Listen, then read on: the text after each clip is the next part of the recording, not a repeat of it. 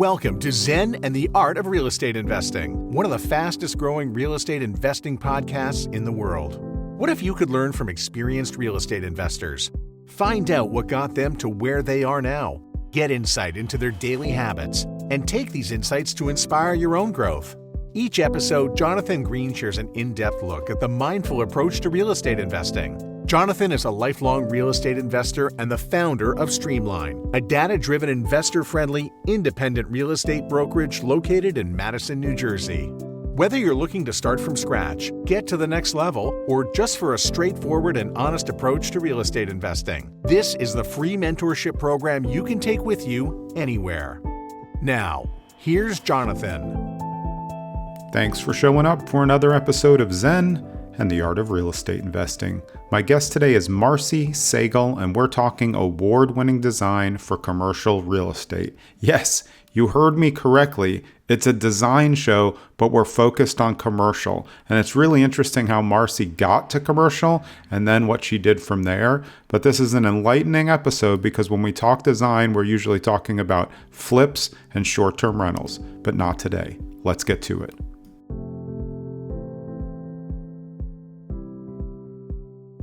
This is episode 301 of Zen and the Art of Real Estate Investing with my guest, Marcy Sagel. Marcy is the founder and principal of MSA Interiors. And I know what you're thinking. You're thinking we might be talking about flipping. We're not. MSA Interiors focuses a lot on commercial real estate, including multifamily and healthcare facilities. Marcy, welcome to the show. Thank you, Jonathan. I appreciate you having me. Yeah, as we were just talking, I'm very into design and aesthetics, and I'm really excited to talk to you because I think that in the commercial real estate world, people kind of pass on the design or they don't think about it. How did you get into that part of the design world? Because it's not something that when someone brings up, hey, you're an interior designer, they don't think, hey, you're going to do multifamily. Right. Great question. I had someone that asked us to redline all of his units for cabinetry and see where we could save money for him. And he happened to be heading up a very, very, very large company, which at the time I was not aware of. Yeah. We were introduced through someone that was working for him, and we redlined it. I basically saved him an enormous amount of money by changing the way the cabinetry was laid out and cutting back on some things that they didn't need for multifamily from an aesthetic standpoint, and also just from just the way the cabinets were built. You're not going to put like big, tall pantries in everywhere. It's going to cost a lot more money. Yeah. You're not going to put 5 million drawers in an apartment. You're going to cut down the amount of drawers that you have. And those kinds of things. And when you times that by, 500-600 units, you're saving an enormous amount of money for the developer. So he liked that so much. He said to me, I want you to design my amenity space on my building he had many buildings, but, and so I said, well, I will be honest with you. His name was Richard. I don't have experience doing any large scale projects like this. And he said, well, I'm an architect by trade. I'm going to work with you on every aspect of this project, and I'm going to teach you what you don't know. You're probably going to teach me a few things because you always learn from everyone at any level. And he worked with me on that very first job and taught me so many things about multifamily. I didn't know anything about it. And so other than cabinetry kind of thing. Yeah. And next thing you know, I'm a multifamily designer and I'm getting a zillion projects and things are growing. So that's pretty much how that rolled out. That's amazing, though. It goes to the point of just making sure you're taking on jobs and paying attention to what's there because you never know what it could turn into. Like you didn't know that he had all of these units, and you probably didn't think when you started as a designer that you would ever get into apartments because it just doesn't, you're thinking like, hey, Architectural Digest and all these things, which again, those two things could coincide, Sure. But it's not the natural thing to think commercial real estate. No. And so what we started doing a little bit differently than I hope everyone else at the time, because I've been doing multifamily for so long, was that because we had the residential feel, we wanted our multifamily projects to have that multifamily feel and feel really different than what was out there. Yeah. And so we were giving it sort of these individual areas amongst large square footage and just trying to make it feel different.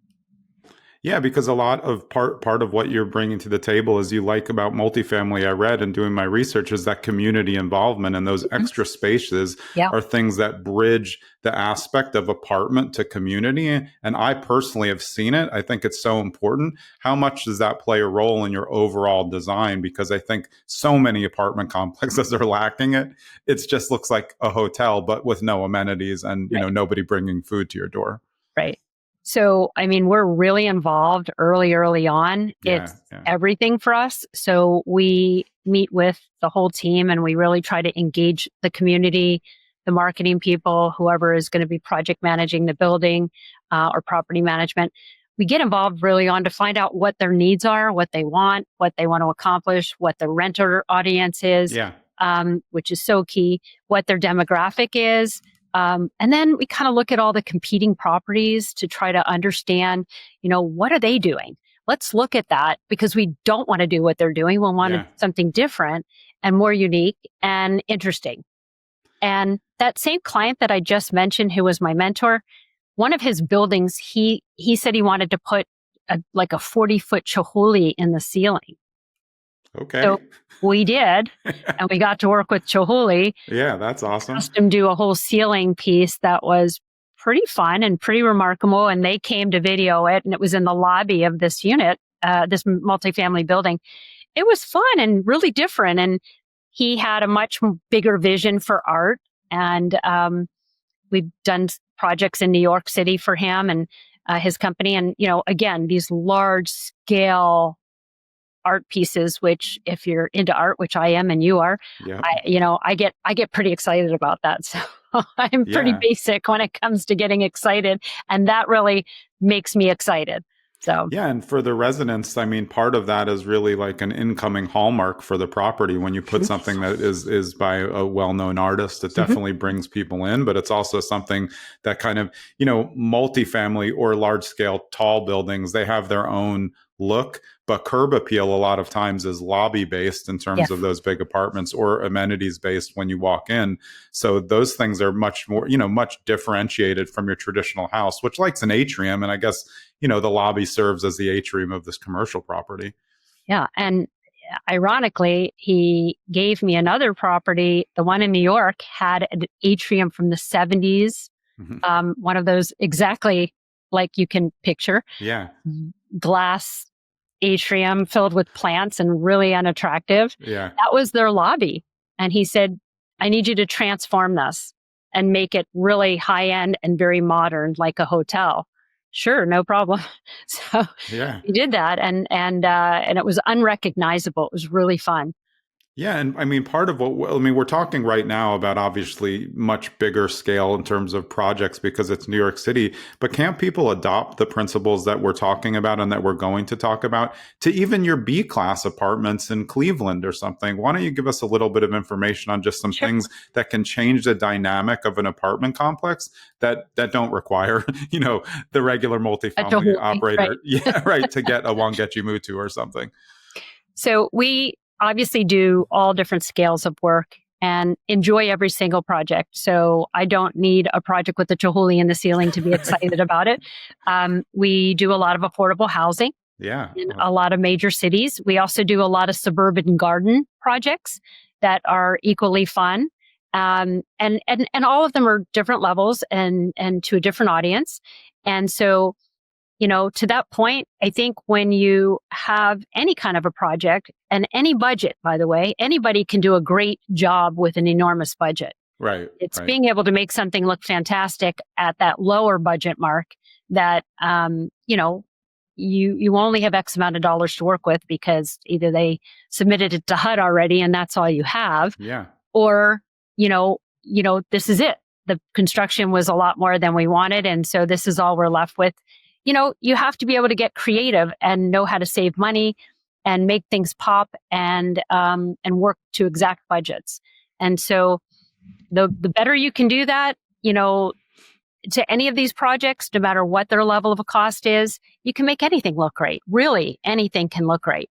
Yeah, and at much better costs than people think, because people are used to just, paying someone to do everything, and they don't know where to find the stuff and who to get it from and what's affordable and what's not, Right. because maybe they have it on a sheet already. So then they're just matching what they could pay for those cabinets when you could get much better for much less, but they don't want to deal in the minutia and they don't have an expert involved, which Mhm. I think, I don't know what you think, but I'm sure you've encountered this. I feel that most people who are building large scale, and honestly, I would say even down to just regular house flipping, sometimes they do not involve a design expert. Mhm. They think that I mean, if you're trusting a contractor or a developer on design, there's something wrong, because you're not thinking about the overall aesthetics and functionality and of how everything can work, as a whole for the I think residents. that's the key, Jonathan. It's like if a contractor has a sub, for instance, and they're re-picking flooring because they can make a few more dollars on it. Okay. And Yeah. you're laughing, and I laugh at it all the time, because I'm like, well, why is the sub picking the direction of this building after, the developer just spent all this time sort of making sure that they're on point for marketing and on Yeah. point for their audience. So it happens all the time. So the designers that work here, we hold our specs. We are very specific. We tell the client as they're picking those materials how much things cost, Yeah. and we know that we call it the cost to the contractor. We won't select something unless the vendor is willing to give us what that cost is. We Yeah. know that you have a contract with the GC that's going to tell you it's cost plus, and here's what is the plus. It's 20%, it's 30%, whatever their percentage is that they negotiate with the developer. But if you pick a tile for a multifamily bathroom and it's $1.25 and you're looking, or $4.25, you're going to save an enormous amount of money, but you also want to make sure the aesthetic is right. Yeah. So when we're presenting, we always put those prices on the back of each of the items, so that if the client says, hey, how much is that, by the way? And we can say, oh, that's $1.25. Yeah. And they're like, well, I really like that one. Well, that's $4.25. But I kind of like the 125 one equally. You're going Right. to go for the 125 one if you're smart. So it helps in making those decisions. And so we really do that as part of the process early on. And then we try to hold the spec, because once you change one thing and you're not aware of it as the designer, it starts to change the whole look of the Oh, space. yeah. And it's not cohesive. It doesn't work together. You might have the wrong flooring color or whatever if they change it out on you. So it's really important to follow every step of that process and to make sure that those specs are being held. And if for some reason they do have to be changed for whatever reason, that you're picking something that's equally looking the same, so that it can finish the look that you started out with. Yeah, and just going back to what you started with, kind of talking about kitchens and the cabinets, but isn't functionality a huge important thing that people are also missing? I mean, there's design, which we both love, and I think can really change the dynamic of how you feel inside of your apartment unit. But the functionality is key, and it's so often missed, especially when you look in, very small kitchens, when the stove and the refrigerator can't be opened at the same time. And you're Yeah. like, was anybody thinking about, where these things No, go? Do you play a not role in that really. as well? Yeah. But so when we go, as part of our pricing, we include basically just redlining the units. And we redline them not just for cabinetry, but for the way furniture is laid out. Yeah. Okay. Because that's another key component. Like, I've seen so many architecture firms not understand that you're living in the living room. Yeah. And so you want to make sure you have enough wall space to get a sectional, or a sofa and a chair, where you're going to place your TV, if you put a TV in the living room, or your, equipment of stereo equipment or whatever you're going to put there. But just by moving or elongating a wall a little bit more, changing a door entry, all of these little nuances of things can really make the unit feel a lot larger. Yeah. I've had some units where you can't get a piece of furniture down a hallway to get it to the living room. And I'm like, we're not doing, block by block furniture here. You have to be able to get a couch or a bed down the hallway. So, Nothing's worse than moving into your apartment on the first day and the movers wreck the walls and it's not their fault. right. and it definitely happens. That's It really does. interesting though. I've seen so many living rooms just on kind of regular, flips or designs where I walk in. I personally, I don't have TVs in my bedroom. I only have it downstairs. But when I go into a living room and there's clearly no spot for the TV for here, it's a lot of time because the fireplace or the mantle's too high Yeah. and everything else is windows. But it's like, then you see it in a weird corner and they're like, it doesn't feel right. But Yeah. when you're designing it, like you were saying, 200, 300 units, that could be a dramatic loss in revenue if you make a mistake across the board of all of them. And it's also just even as simple as figuring out where those outlets are going for TV. Yeah. Because now, of course, you can do Bluetooth, but it's really important to offer people those set up already, so that when we're laying out those unit plans and they're marketing from those layouts, Yeah. it's important and people want to envision themselves in those spaces. So yeah. Yeah, and I feel like for your multifamily consumer, even from the low end to the high end, you're talking about less space than normal, unless we're talking about like gigantic apartments. If you set it up and there's pretty much one way to do it, you're helping them. They don't want to hire, someone to figure it out. Of course they could move stuff around, but yeah, like as you're saying, get everything ready. That's where the TV goes. Don't try to get cute. There's not that much room. Exactly. There's Yeah. only so many places something can go. And a lot of times we have like movable islands. Yeah. They're called movable islands. They're really not that movable. So, they could be moved if a few people moved it. Right. So we want to make sure if there's any extra space that we give a room for like a small table with some chairs, really try to maximize whatever we can in the unit with some layouts. And so I think it's really important for people to understand how spaces work and what will appeal to most people renting. Yeah. And I mean, in general, I think at least I'm a minimalist, so that makes sense. And obviously, everything's going to be presented in a pretty quasi-minimal way. Mm-hmm. But even people who are maximalists and have a lot of stuff, they know they're moving to an apartment, Mm-hmm. if we're talking multifamily. So if it's laid out in a way where they don't have to have, extra stuff, Mm-hmm. it's just saving them money, which means they can pay more rent. Exactly.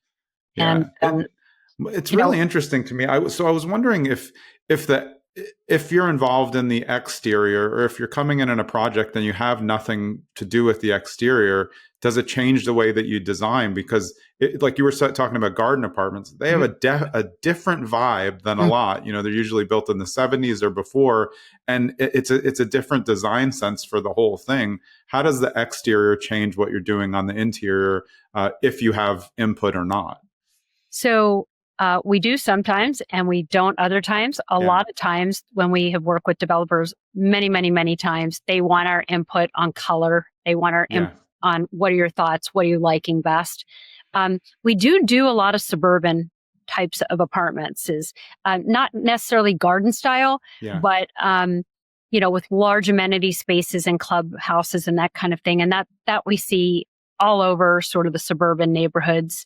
You're not going to put towers in the suburban neighborhoods, and especially places like Texas and that kind of thing. We are doing sprawling 700-unit areas with multiple clubhouses and large resort pools, and outside sort of like amenity areas as well that are engaging for people on a year-round basis. Yeah. So that's kind of fun. But I think we typically are asked what our opinion is.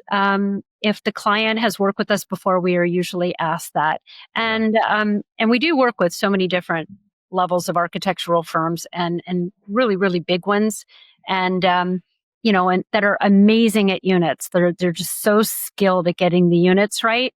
And one of the groups in DC, we've worked with them so many times on a lot of larger apartment scales. And they really do stand head and shoulders above a lot of other architecture firms because they've done so many of them. Yeah. And so you can see the expertise when you sit down at the table and look at the unit plans and the stacking. Yeah. I mean, you got in a way where your mentor was helping you, but I wonder as you were starting to grow, if it was harder to be able to pitch your services and explain to people who've never used a designer on a large scale, this is the cost X, but you really have the chance to make a huge ROI.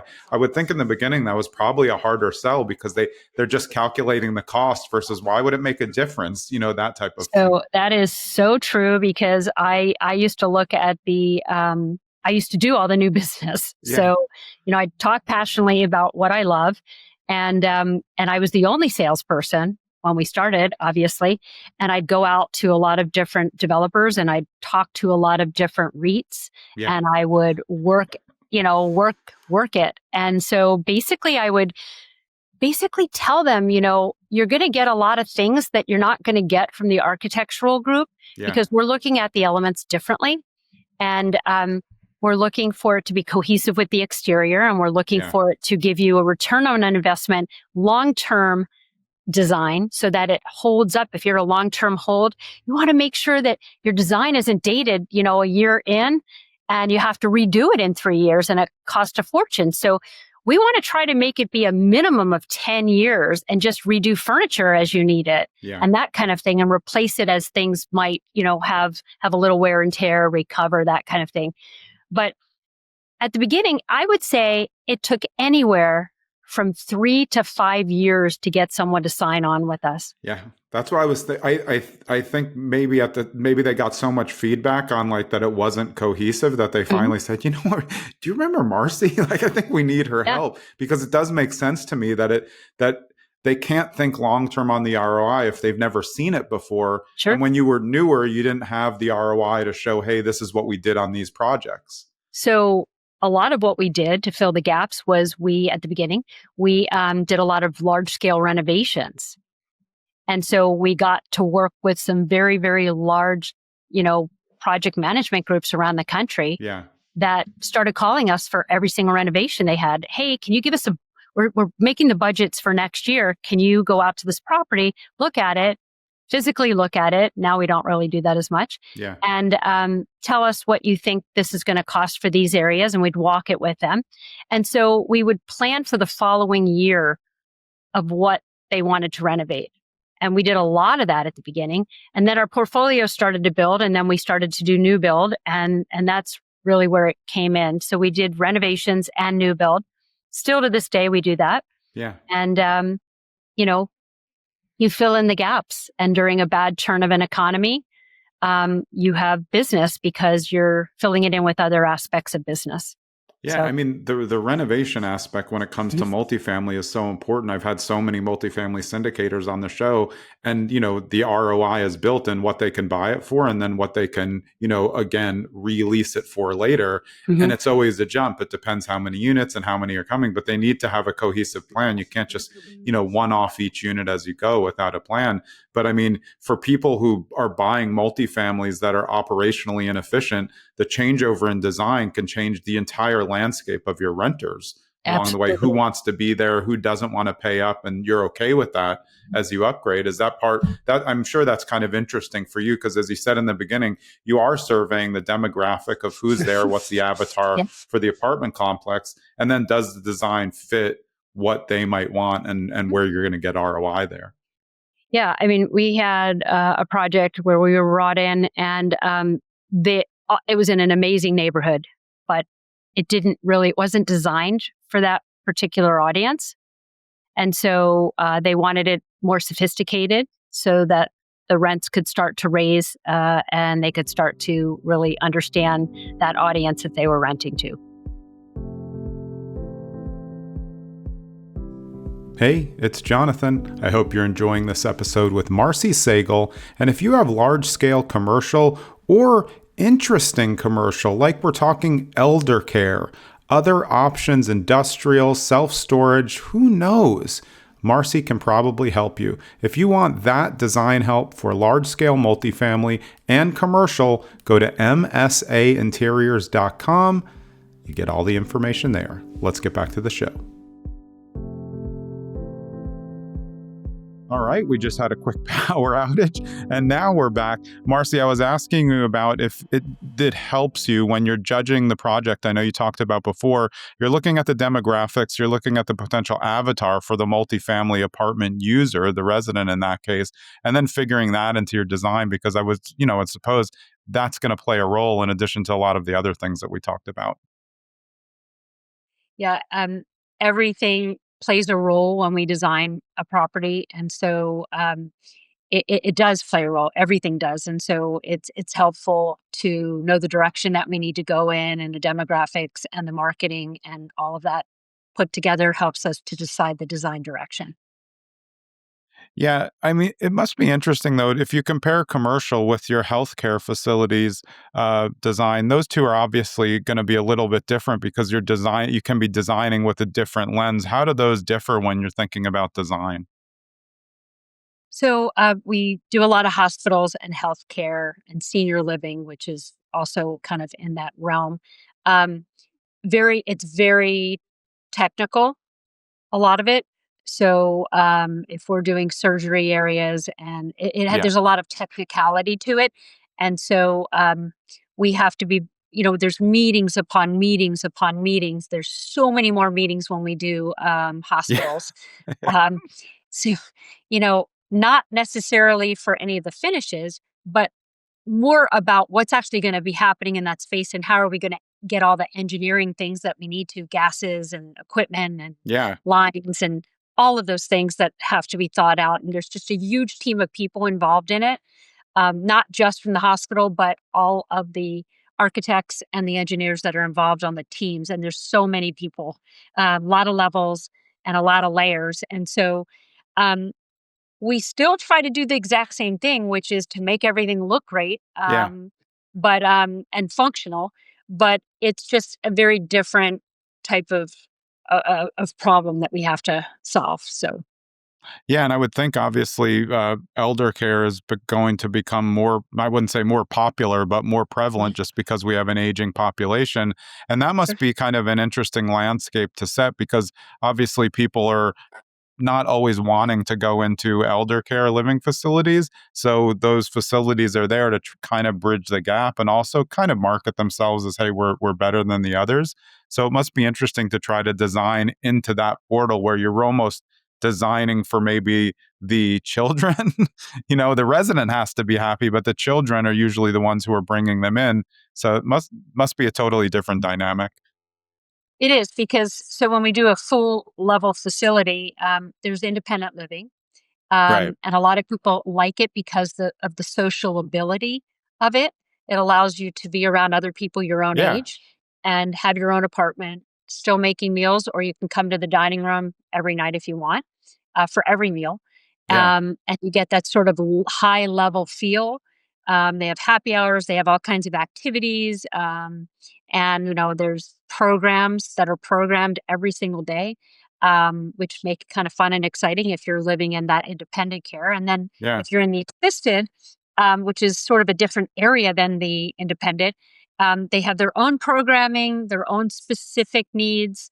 Um, and then you have smaller apartments without kitchen. You would just have sort of what we would call a kitchenette. And the kitchenette would really just have usually just a refrigerator and sink and its own private bathroom and bedroom, but typically not have any area to cook in. So Yeah. they would be eating all of their meals most likely in the dining room.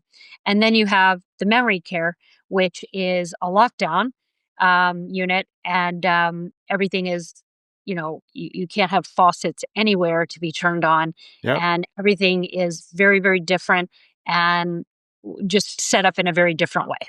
So Yeah, and that's where the functionality comes in because it's design meets functionality. I had a long-term tenant for, I don't honestly, she was my dad's tenant before 30, 40 years, and she was in her 90s, and mm, she left the faucet on. yeah. We were telling her children, like, hey, you're going to need to step in at some point, and then it flooded the whole house. Uh, So those things can happen. And that's why I think, especially when you're talking about any type of healthcare, the functionality and accessibility for people is so important. Of course, it is for multifamily accessibility, ADA and compliance and everything, but healthcare requires something different. I mean, you were talking about where they're going to do surgeries. You can't really haphazardly set things up because the surgeons need things the way they need them. Hmm. And with memory care, it's sort of the same thing. Like you can have faucets in the assisted that turn off automatically. Yeah, yeah, Okay. So there's so many new things now that you can have, but even in the areas where people are sharing, like they'll have, some of them have an oven, and you have to have a turn-off valve for the yeah. oven so that only one person can turn it on, or a person who's in charge, so that it's not left on and things can happen and you have accidents and that kind of thing. So you really have to think about the finishes, the aesthetic, and the functionality.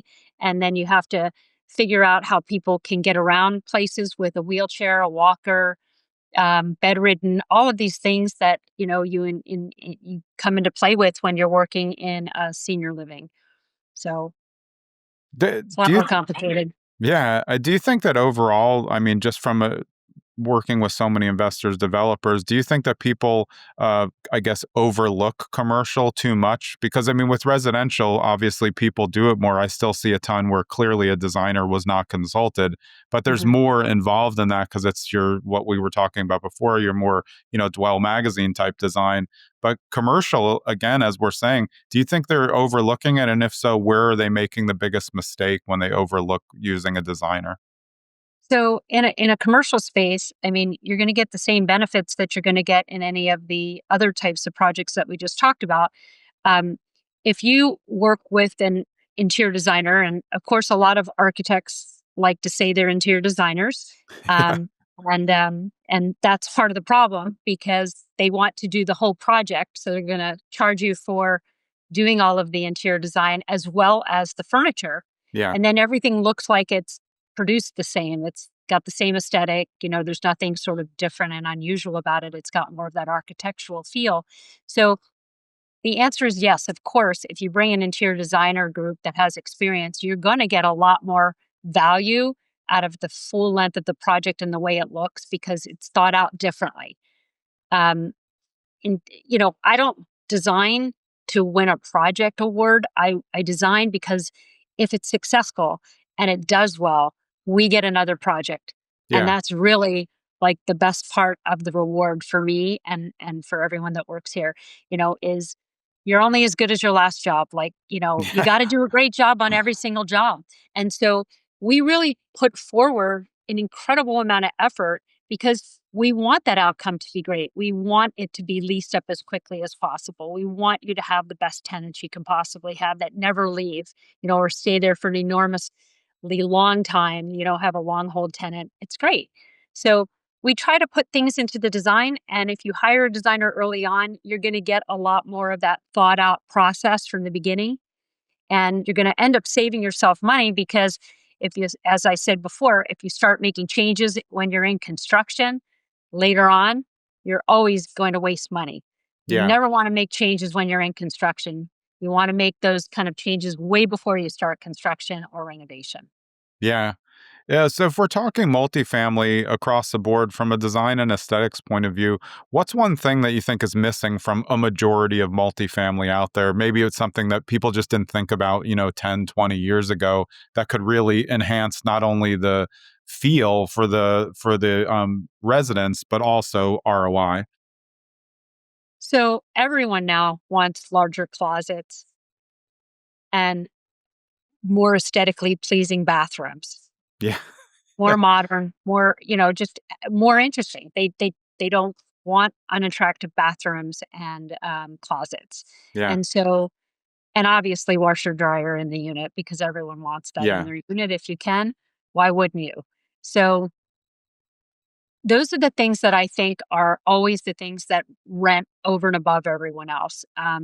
You know, everyone walks into a unit and they see this giant closet, they get really excited. So Yeah. I think it's a good point because again, it's an apartment. It's only as big as it can be. It's not a house. You're not gonna maybe have storage in the basement. Maybe you have to pay for it, but you also don't want to go and get switch out the summer wardrobe all the time. That just becomes a hassle. And if it's a one bedroom, like you need a big closet. you You know, do. you use it as a catch all. And again, that it maybe even goes to if there's a coat closet or not, because a lot of times in apartments there's no coat closet. So then you're walking in and now you have to go take it to the bedroom and it doesn't really work, or you're using your pantry or something. Right. And, that's the beautiful thing about a new build is that you get to kind of build that in or bake it in, so to speak, early on. And so, you know, you're thinking about, my favorite thing is architects, love to, make these beautiful bathrooms. And I'm like, well, where's your linen closet? Yeah. Like, where are you putting sheets and towels? Oh, well, they have a big closet in the bedroom. They can just stick it in there. Well, no one really wants to do that. So, Yeah. you want to get a nice amount of closet space in a unit, and you can build that in if you lay it out properly. So, Yeah, I feel like there is a disconnect with what looks good and what's functional, and that's where people can make big mistakes. Because, I mean, I think they've said it's the book by Stuart Brand, How Houses Grow or How Houses Live or something, that all of the biggest architectural projects that win the biggest awards, something usually leak because the roofs are so aesthetically pleasing that they're not functional and they cause issues. It's the thing with skylights, not done right, they look pretty and they always leak. That's what a lot of people say. definitely would agree with that. Yeah. And in terms of the aesthetics of the overall interior of the facility, how important do you think are amenities? I mean, we just talked about closets, but I'm finding personally in talking to multifamily operators that they're getting a lot smarter in terms of maybe adding some co-working space, some Mhm. more cohabitation space, not living together, but cooperative, grills, things that people can use. And on the high end, I've seen golf simulators and things like Mhm. that. Do you think that bridges what we were talking about before? Now your aesthetics and design and build are help bridging the community instead of keeping them separate. So, COVID really changed a lot of things in the design community. Yeah. So, we were in a lot of our projects, we were doing, 'cause we do student housing too. So we were doing co-working spaces to begin with, Yeah. Zoom rooms. Now we triple to quadruple the amount of Zoom rooms that we do in an amenity space. Uh, And we also have pockets throughout a building of different, like little, what we call like just carved out, work from home areas. Yeah. So if you have a 12-story building, we might have, 4 floors that might have a little like pocket area where it might be a little sitting room Yeah. or in, a little lobby, so to speak, off of the elevator away from units. That might be another sort of like built in amenity on a different floor. We're doing tons of co working. We have been doing it before COVID and after COVID. And then in addition to that, we're trying to come up with new and creative ideas for like vendor areas, like vending machine areas Yeah. that can change out over time. I call it like not like a CVS, but like sort of a pharmacy where Yeah. you could get Tylenol, you could get, Neosporin, like Band-Aids, those things so you don't have to run out to get them. If you have a lot of tenants in one building, we see that a lot. We might do, if it has a bike room for bicycles, we might do a bike vending machine that has like tubes and different, things Yeah. that you might need for a bicycle. Um, we might do a tool library where you can borrow it and sign it out. And then, of course, package rooms and Yeah. mail has just dramatically changed over the years. So, what we're currently doing, we may not be there in 5 or 10 years from now. So, you have to make it like adaptable so that it can change over the course of time without it costing a fortune for the developer. So, if they want scanned in on camera, package area, they may decide they don't want that 5 years from now. And we need to be able to change it without, making it, just too crazy. So opening up areas and structurally having to change something to enlarge it is not always the right way to do it. So we try to forward think, you know, how are we going to do that when it changes in the future, from an Amazon locker to something else? Right. Um, and the same thing with mail. Things are changing so dramatically that we may not have traditional mail in a number of years to come. I can hope because I hate mail. Like 90% of what I get is not even for me. It's just a circular. I don't understand it. I Right. hate mail so much. Yeah.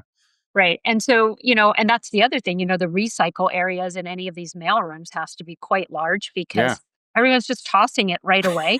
Yeah. And so, you know, you just have to kind of adapt, but you also want to make sure you're forward thinking. And so I think, we have like dog toys, or like in the doggy daycare, I call it, Yeah. within the space, where you can wash your own dogs and blow dry your dog. And we also have vending machines of like little toys and snacks for the dogs.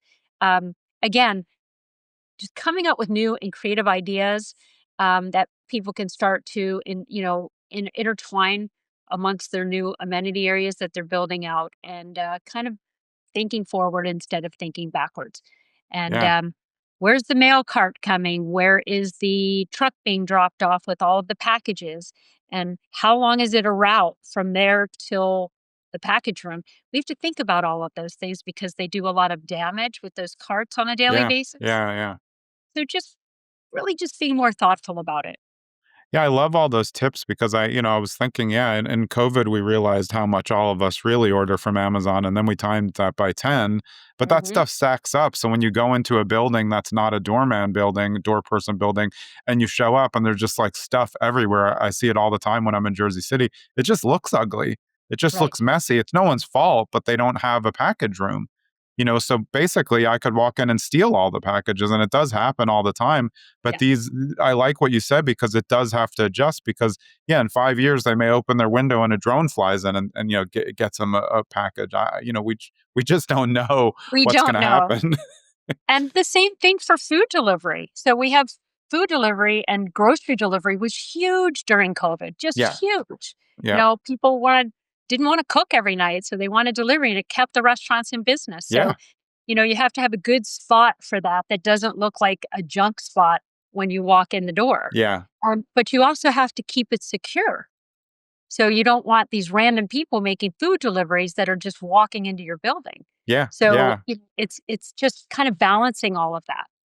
Yeah, I mean, these are again, that goes to what you said about future casting and really understanding, like, hey, where is this? Is DoorDash going to become a thing? Oh, it's definitely a thing. And now learn from that in COVID, and not, you can't keep it the old way because, especially in cities, everybody's, you work, you want to get the food, you don't want to, yeah, like you said, you may just, I don't go to the grocery store, I order my groceries, but I live in a house. But I also don't want people snooping through my groceries and taking my tofu off the top just because they saw it. I mean, that could happen, no problem. Like, all your stuff's just sitting there. Right. Yeah, I wonder, do you think I was just thinking in my head when we were thinking about grocery delivery, I think there might be in the future, I don't know if you've done this, but I can see like a small refrigerated storage for groceries. That seems We like have something that would play. we have 100% do that on a very large amount of communities that Oh, we're building. awesome.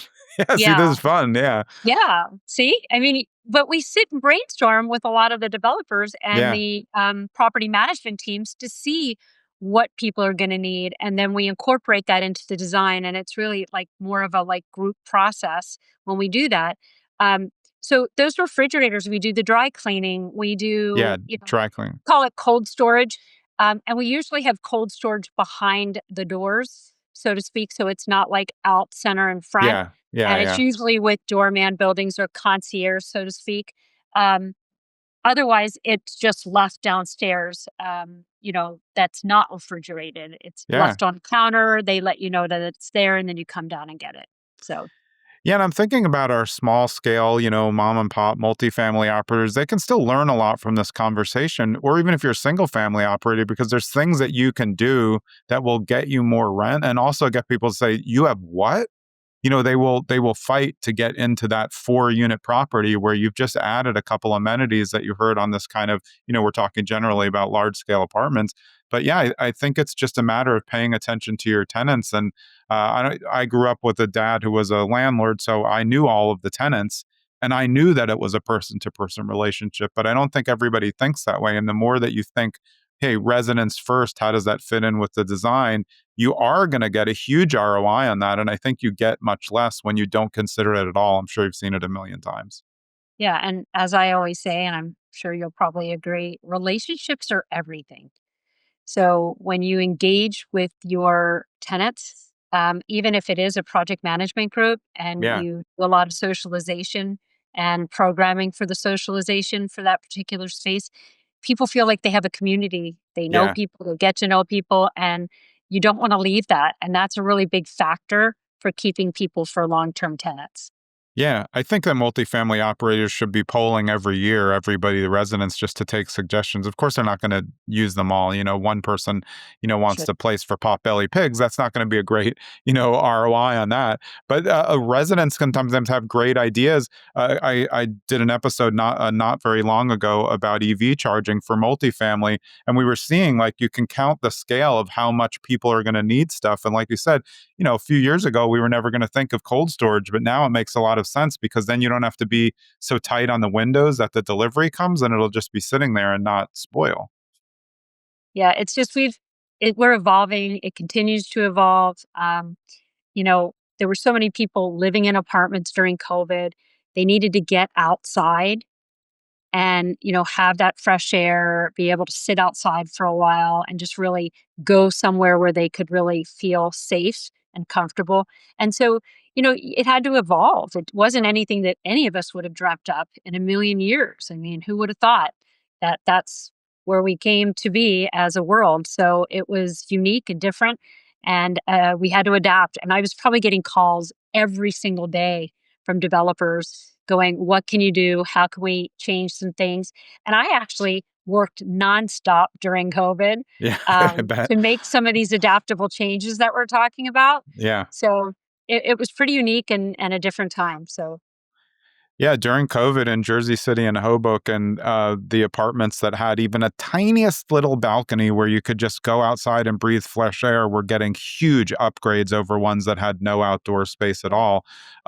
How important is one, natural light to the interior, which I find as we're getting into many more people pay attention to wellness more, the importance of that. mhm. How is natural night light important? And then on the exterior, just some type of kind of greenery atmosphere that makes you feel, we all can't be in nature. There's a lot of apartments that are built, near highways, but there's still a way to make it a little bit more outdoor friendly. So light to me is incredibly important. Yeah, I, me too. I get a lot of happiness out of light. And Same. so, I mean, it just makes me smile. I like to feel sun coming in and just see the outdoors. And so, you know, I think that architecturally, it's important to have like really well designed living spaces that have really good natural light. Yeah. And that's not always the case. So, you do have to look at the lighting in the unit to make sure you're getting as much light as possible within a unit. Um, I know a lot of developers like to not light up the living room, but we're not doing that anymore. Yeah. We used to not light up the living room. We put one track light in between the kitchen and the Yeah. living room. Now we're putting actually specific lights in and making them much more functional and much more lit up. And it does cost the developer more money, but you know what? In the end, it's really a value add. Um, and I think it's an important factor, a natural light as well as artificial light. Both of those combined are really important. And then I think, just the green effect, so to speak. We do a lot of projects with green roofs and Oh, like that's walking amazing. trails Yeah. on top and bike paths outside. And we do areas outside for movies Oh, and that's the people to hang best. out. Yeah. Yeah, like lots of, you know, places for you to take a towel and sit outside and just get some sunlight, Yeah. and feel, you know, it's also activating that outdoor space. So we do a lot of outdoor spaces, and we typically are working with the landscape architect on that. But we get hired usually to do the furniture so that it looks aesthetically Yeah. like the inside. And so that's also a very big part of what we do. Yeah. So I love that stuff too. I mean, I think again that's just forward thinking. I think that the way people think about wellness has changed so much that these things are going to be important. You're going to see a lot of infrared saunas that are, multi-use that people can use. A lot of us have them in our house, but these are things that when you're being adaptable and thinking and working with someone like you can get it instead of getting complacent just because you've done well. Because most apartment owners know, especially in areas where there's still buildable land, the second that you think you're the best, someone's just going to build a better one with better amenities. I used to say it in San Diego all the time. My sister lives in Carlsbad, and we used to invest and buy condos. We're like, the second that we'd have a townhouse that we like, they would just build a new complex that had better stuff next door, and there goes, our value would go down. It's always the case. There's always going to be competition. And, the way to, make yours a success is to make sure that you're giving your tenants new and exciting things and programming it interestingly and making them feel like they have a community. Yeah. Yeah, I really agree with that. And it's great for me to hear, and great again, I've had so many multifamily syndicators, but we don't talk design. But a lot design is so important, and really the aesthetics of how people feel when they walk into a home is what keeps them as a long-term resident. As you were saying before, the goal for anybody who's an apartment owner is you want long-term tenants, because then you don't have to do any changeovers. But if you present them with a great product, it's going to be great for 10 years before you have to do anything. Yeah, and again, we do the same thing like a year in from doing any new build. We will contact the property manager and just to kind of touch base, see how the lease up's going along the way, and also just kind of find out what they don't like, what they really like, and ask them to talk to their maintenance group and find out what is cleaning well, what isn't Yeah, cleaning well. Light bulbs, we give them a list of light bulbs for every single light fixture that has to be changed out. yeah, Um, Making sure that we're just kind of like functionally following up on it so that if they don't like something, we're not going to do it again. We don't want someone to have a fail. So we really do pay attention going forward as well as while we're currently doing it. We want to make sure we find out what doesn't work, what could work better, find out from the property manager what do you not like about this and tell me what those reasons are, and they'll give us a lot of feedback, yeah, so you just have to ask for it. yeah. So what's your client avatar, just so people know? Everyone's going to be interested and be like, I want to talk to Marcy. But for your company, MSA Interiors, who's your avatar client from the kind of lowest end to the highest end? So we work with a lot of multi-generational developers um, who may still have the same group they've worked with for probably 50 years, or Yeah, they may bring some new people in. We work with REITs. We work with a lot of developers around the country. It doesn't really matter where you're located. We do market rate multifamily, affordable multifamily, student housing, senior housing, and those would be the types of multi-housing projects that we work on. And then we do, some crazy things. We do data centers, we do stadiums, we ooh, do, fun.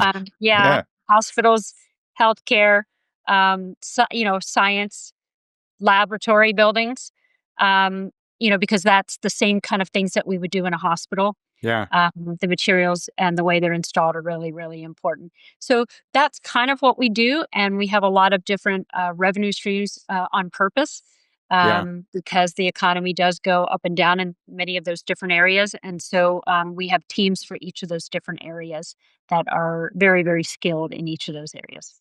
So Amazing.